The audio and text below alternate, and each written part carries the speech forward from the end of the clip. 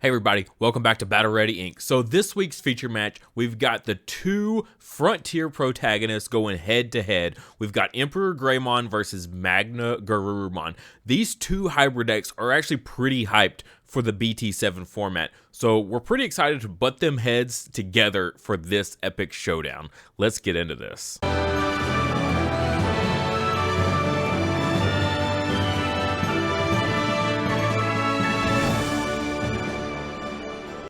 Don't forget, our featured memory marker for the month of February is going to be the Armor Egg of Friendship. This is for all you Ragermon fans out there, all you Vmon fans. Awesome clay memory marker, handmade out of clay by my wife, hand painted as well. This is our featured memory marker for the month of February for Patreon. If you're wanting to play some EmperorGreymon or PyldreMon decks in the future, this will be a great one for that. Or, of course, if you're going to be doing some armor evoing in BT8, definitely want to get your hands on one of these guys for your memory marker for that set. Now, if you want any of our previous memory markers we've had on the channel, check the Ko-fi link in the description below. There you can get access to all the previous memory markers we've had on the channel. The benefit, though, if you go through get the Patreon one, you usually get it for a discounted rate. All right, let's go ahead and jump in here. First up, we've got Red digivolving into the original Flamemon here and getting that draw. And then we're going to see the new Flamemon. So this is going to reveal the top, I believe, 4 of the deck, and gonna allow him to add one of the hybrids off of it. And then he's gonna pick up the Agunimon for the Ancient, so the Ancient can do that warp evolving there. That Flamemon's pretty cool, but it only adds 1 target. Here we see the original Strawbymon coming down. This is going to reveal top 3, add 1 hybrid and 1 tamer. Going to pick up that hybrid there and going to evo into a second Strawbymon. Again, this is the original searcher, and then plays out a third. Wow, that RNG tabletop simulator luck there. So 3 Strawbymon already. Ooh, we see the one of Ice Wall go to the bottom, and then does pick up that Koji. So definitely a good important part of the chain there. Now we're going to see the Agunimon come down on top of that Flamemon. So when he attacks now, we'll see that Warp Digivolve into the Ancient. And he's got 2 hybrids underneath because he's got that Flamemon there, which is really, really nice. So at the end of the turn, when that Ancient Greymon blows itself up, the Flamemon will trigger and allow you to play a Takuya. So it sets up for the EmperorGreymon play after that. So that's going to put, a couple hybrids in there and get your tamer out. Very, very solid thing.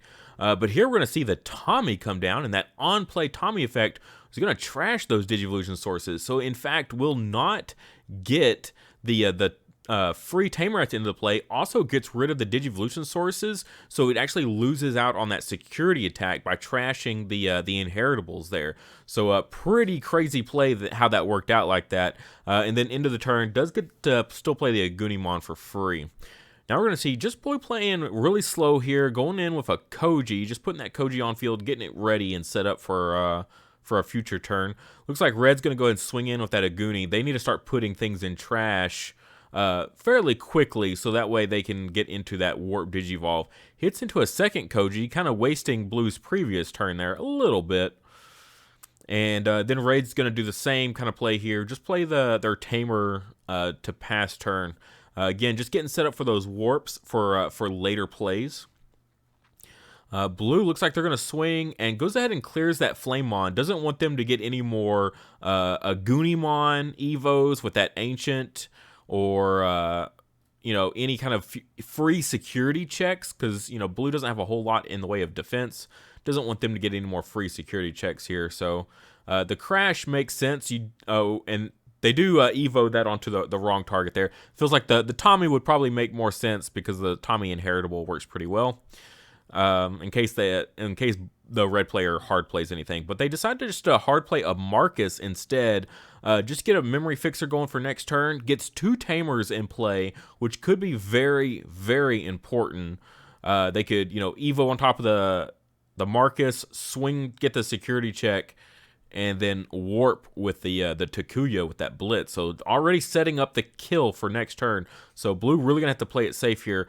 Looks like they're just going to do a little bit of digivolving, not anything too crazy here. Just hitting into we're going to play off of Davis here. I'm not really sure what they're digging for. Probably need at least maybe some more hybrids in hand. Here we see the last Strabimon. That Strabimon really wants to show its face in this game. Picks up the new Strabimon, or new-ish. Not the newest, but one of which. And here we do see that Agunimon, in fact, does come down to Evo. Needs to die in security right here. Does not. Hits into a Davis. So that Aguni, if it had gone to trash, would have been the 5th hybrid in trash to allow Takuya to warp. But since it did not, unfortunately, kind of stalls out a little bit. But now is set up for definitely going to be possible to take game potentially next turn. We see Flamemon get dropped again. Going to search the top 4 and pick up a hybrid.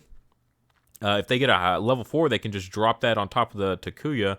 Goes for the Aldemon instead, which is a odd choice. I felt like the Burning Greymon would have probably made more sense. Just in case Blue does clear their field again or stuns them, they're going to need something to Digivolve on top of that Takuya there. They still need that 5th hybrid in trash. Looks like Blue is going to do their warping first, though. So 5 from hand here. So we're going to see another MagnaGarurumon come down.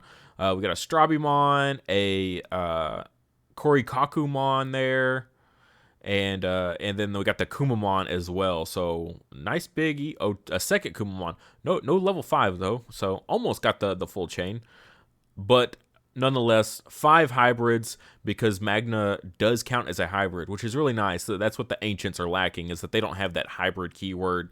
Really bad for those older search cards too that only pick up hybrids. They can't actually add the 10 warriors.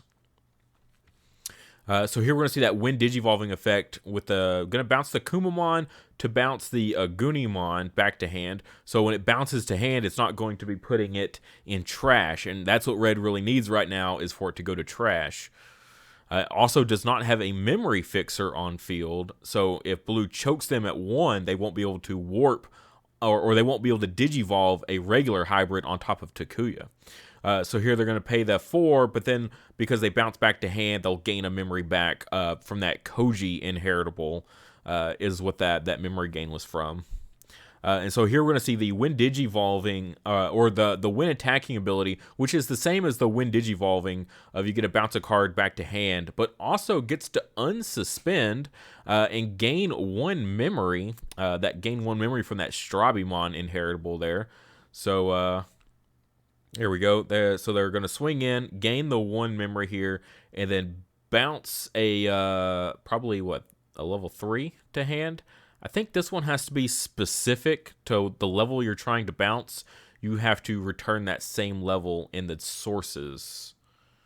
I believe is how this MagnaGarurumon works. Yeah. I think Beowulf is just return any hybrid to hand to return any level 4 or below.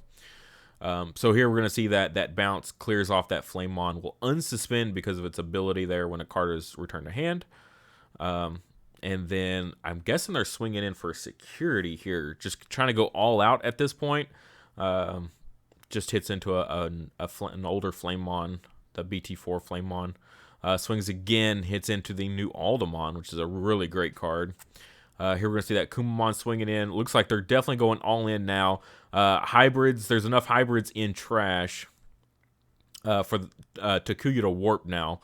And Kumamon's going to swing as well. Yeah, with the Takuya being able to warp into a Blitz, I think Blue just kind of has to go for it here. See what their plans are. And then swings in. Security is clear. A Hammer Spark, and literally the hybrid that they bounced to hand earlier. There's the Kumamon. No Hammer Spark, though. A single Hammer Spark right there would have won them the game. Literally came down to 1 Hammer Spark. Well, I think we saw 1 or 2 get bottom decked off those searches throughout the game. So, it feels so bad.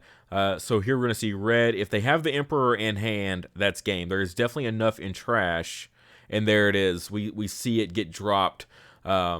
So 5 from trash get placed underneath it. The Aldemon that turns off options and security, which is not relevant now, of course, because there isn't any. But the important part is that this that it has Blitz. So really cool that we got to see the first bit there with the Ancient package. Actually, if it hadn't hit into all things, something that would clear its Digivolution sources, would have had that Takuya out a turn earlier. Might have, not been so close of a game there. Potentially could have closed it out maybe a turn earlier.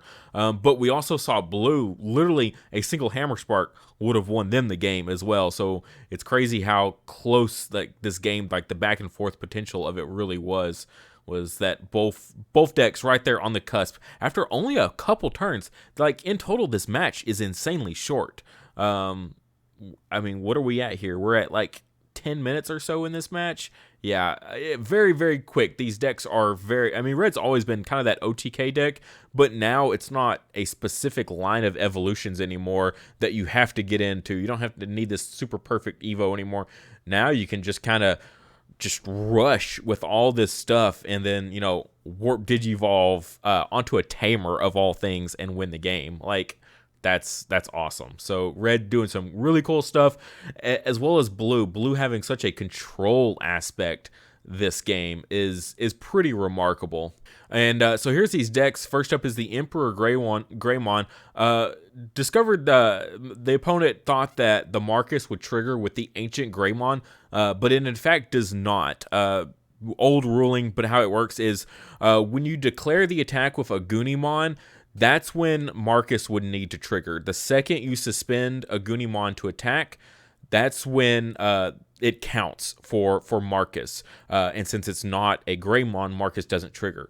Then the warp happens, and then it becomes Ancient Greymon, which is then mistiming basically on the Marcus. So ultimately dropping Marcus and just adding in Tai, because Tai will actually work with the EmperorGreymon. As we saw, that EmperorGreymon put, 5 Digivolution sources underneath it with the Takuya, making it 6. So plenty of sources then for Tai to trigger, just for an extra little added security check on it. As well as if you just want to Digivolve all the way up into the Ancient Greymon, reducing its Evo cost with the Gunimon inheritable that we never saw in earlier formats, but in this format actually a little bit more viable. That's also going to be better for Tai. So you're just going to, I think, see more value out of the Tai overall than you will the Marcus ever. And then next is the blue deck, which honestly pretty solid as is. We might make some changes potentially for the deck profile later this week, but we'll have to stay tuned on that. Pretty solid as is.